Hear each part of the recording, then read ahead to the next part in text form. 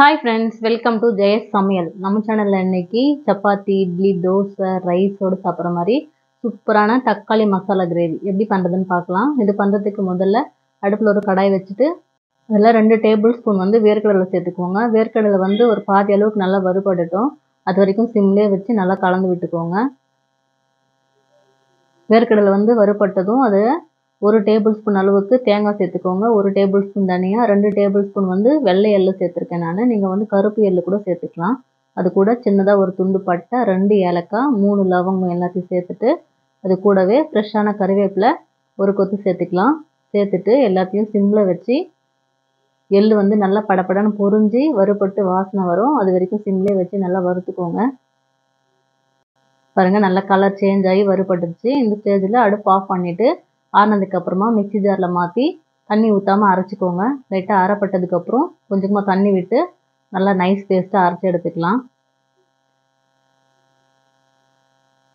இந்த மாதிரி அரைச்சி வச்சுக்கோங்க. இது அப்படியே இருக்கட்டும். இப்போ நான் ஒரு 1/4 கிலோ தக்காளி, நல்லா குட்டி குட்டியாக இருக்கிற தக்காளி எடுத்து காம்பெல்லாம் கட் பண்ணிவிட்டு நடுவில் லைட்டாக இந்த மாதிரி ப்ளஸ் டைப்பில் கட் பண்ணி எடுத்து வச்சுருக்கேன். நல்லா குட்டி குட்டியாக இருக்கணும் தக்காளி, அந்த மாதிரி பார்த்து எடுத்துக்கோங்க. இது அப்படியே இருக்கட்டும். இப்போ அடுப்பில் ஒரு கடாய் வச்சுட்டு 3 டேபிள் ஸ்பூன் அளவுக்கு எண்ணெய் சேர்த்துக்கோங்க. எண்ணெய் காஞ்சதும் கொஞ்சமாக கடுகு, சீரகம் சேர்த்துட்டு நல்லா பொரியட்டும்.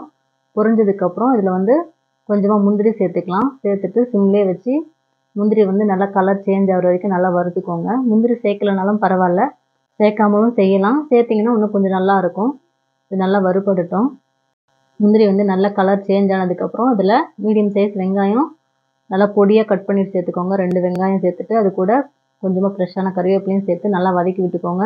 வெங்காயம் லைட்டாக கலர் சேஞ்ச் ஆகிற வரைக்கும் நல்லா வதங்கட்டும்.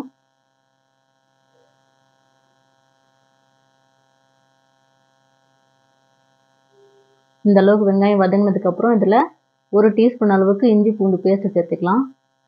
சேர்த்துட்டு இதையும் பச்சை வாசனை போகிற வரைக்கும் ஒரு 2 நிமிஷம் நல்லா வதக்கி விட்டுக்கலாம்.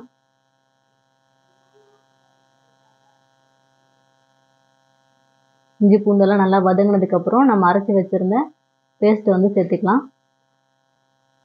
சேர்த்துட்டு அது கூட 1/4 டீஸ்பூன் மஞ்சள்தூள், 2 டீஸ்பூன் மிளகாத்தூள் சேர்த்துக்கோங்க. அது கூட 1 டீஸ்பூன் கரம் மசாலா சேர்த்துட்டு அது கூடவே தேவையான அளவுக்கு உப்பு, நம்ம கட் பண்ணி வச்சுருந்த தக்காளியும் சேர்த்துக்கலாம். சேர்த்துட்டு இந்த மசாலாவோட தக்காளி நல்லா வதங்கட்டும். ஒரு 5 நிமிஷம் அப்படியே சிம்லேயே வச்சு நல்லா வதக்கிக்கோங்க.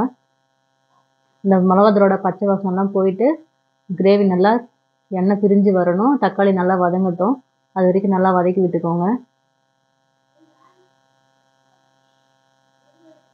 மசாலா நல்லா வதங்கணும். அது வரைக்கும் நல்லா வதங்கட்டும். இந்த அளவுக்கு நல்லா வதங்கினதும் அதில் தேவையான அளவுக்கு தண்ணி சேர்த்துக்கலாம். நான் மிக்ஸி ஜார் அலசி அந்த தண்ணியும் சேர்த்துருக்கேன். அது கூட 2 டேபிள் ஸ்பூன் அளவுக்கு புளியை கரைச்சி சேர்த்துக்கோங்க. சேர்த்துட்டு நல்லா கலந்து விட்டுட்டு அடுப்பு சிம்மில் வச்சு அப்படியே மூடி வச்சுருங்க. ஒரு 10 நிமிஷம் இந்த கிரேவி எல்லாம் நல்லா கொதித்து தக்காளி நல்லா வெந்து எண்ணெய் பிரிஞ்சு வர வரைக்கும் அப்படியே இருக்கணும். அப்பப்போ கலந்து விட்டுக்கோங்க. பாருங்கள், நல்லா 10 நிமிஷம் தக்காளி எல்லாம் நல்லா வெந்து கிரேவி திக்காகி எண்ணெய் பிரிஞ்சு வந்திருக்கு.